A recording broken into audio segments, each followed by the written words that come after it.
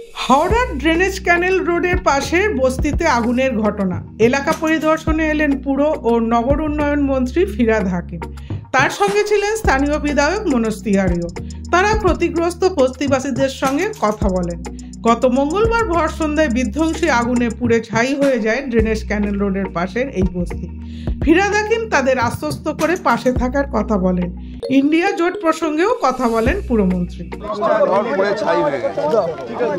আমি কর্পোরেশনকে ইনস্ট্রাকশন দিয়েছি, মনোজ তিওয়ারির সাথে আমার এখানকার এমএলএ আমার সাথে অনেকবার কথা হয়েছে। কালকে মুখ্যমন্ত্রী আমাকে নির্দেশ দিয়েছেন মমতা বন্দ্যোপাধ্যায় যে তুমি নিজে গিয়ে কাজটা চালু করে দিয়ে আসবে। সেই মতন আজকে আমি এসেছি মুখ্যমন্ত্রীর আদেশে। কর্পোরেশন থেকে আমরা এটা পুরো পাকা জমিন এবং রড দিয়ে আর টিন দিয়ে আমরা ঘর করে দেবো, যার যেরকম ছিল। এখানে বাথরুম পায়খানাও ছিল না, ওটাও আমরা বানিয়ে দেবো। আর ওদের এছাড়াও ডিজাস্টার থেকে যাদের ঘর পুড়ে গেছে, ডিজাস্টার থেকে আমাদের 15,000 টাকা করে পার ফ্যামিলি আমরা সেটাও দিয়ে দেবো। সেটা হয়তো ওদের সব পুড়ে গেছে, তো আজকে মনোজ তিওয়ারি ওই করছে, ব্যাঙ্কগুলোতে কথা বলে নিয়ে ওদের ডুপ্লিকেট পাসবই বার করে নিচ্ছে। বললো অ্যাকাউন্ট নাম্বার পেয়ে গেলে আমরা ডাইরেক্টলি অ্যাকাউন্ট নাম্বারে 15,000 টাকা করে দিয়ে দেবো।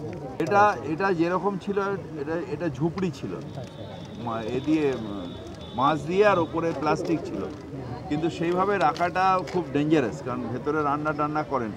সেই জন্য আমরা রড দিয়ে দিচ্ছি আর দিয়ে দিচ্ছি, টিন দিয়ে দিচ্ছি থাকবে। আমরা চেষ্টা করছি যে অন্তত 10-15 দিনের মধ্যে সব ঘরগুলো বানিয়ে দেওয়া যায়। আমি যদিও কর্পোরেশনকে টাইম দিয়েছি 7 দিন, হয়তো আরেকটু বেশি লাগতে পারে, কারণ নিচে সিমেন্টের কাজ করতে হবে, তো একটু শুকাতে টাইম লাগতে পারে। এই বছরে বা সামনের বছরে 15 জানুয়ারির মধ্যে পেয়ে যাবে। যেরকম হতে থাকবে পেতে থাকবে।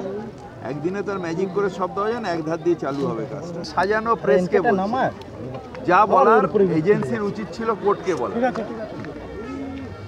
আমরা রাজনৈতিক লোক, আমরা প্রেস করব, এজেন্সিকে প্রেস করা উচিত নয়।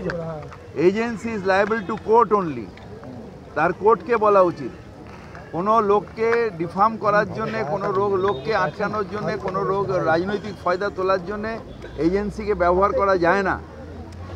এই যে এজেন্সিকে ব্যবহার করে যে প্রেস হচ্ছে, এটা অন্যায়, এটা আইন অনুযায়ী অন্যায়, ভারতের কনস্টিটিউশনে অন্যায়।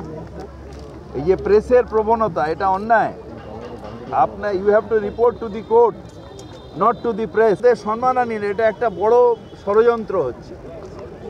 আপনার যা পেয়েছেন নিশ্চিতভাবে, আমি ভারতের নাগরিক, আমার বিরুদ্ধে যা পাবে সেটা কোর্টে দেবে, কোর্ট বিচার করবে আমি অন্যায় করেছি না ন্যায় করেছি। এজেন্সিও বিচার করবে না, প্রেসও। আমাদের ডিফেম করার জন্য এজেন্সিকে বিজেপি ব্যবহার করে, ওটা ওদের নিজেদের মধ্যে বসেই আলোচনা হবে। যদি নাম প্রস্তাব করেছে, নিজেদের মধ্যে আলোচনা হবে, এটা নিয়ে কোনো জোটের কোনো অসুবিধা নেই।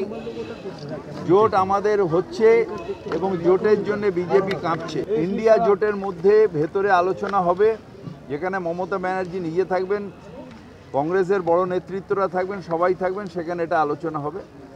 এটা রাস্তাঘাটে এরকমভাবে বলার দরকার নেই। তবে হ্যাঁ, कांग्रेस हमारे नेचुरल अलायंस, वो अपना फोटो उठाने के लिए वहाँ पर आप लोग सिर्फ ममता बनर्जी और मोदी का फोटो उठा रहे हैं, इनका फोटो आज नहीं उठेगा। रोज थोड़ा फोटो उठाने के लिए गए तो निरापत्ता नहीं, आमिও নওয়ার এখনই গেছিলাম, কোনো নিরাপত্তা সেরকম কোনো বাড়ানোর কমানোর ব্যাপার নেই, যা ছিল তাই আছে, কোনো অসুবিধা নেই।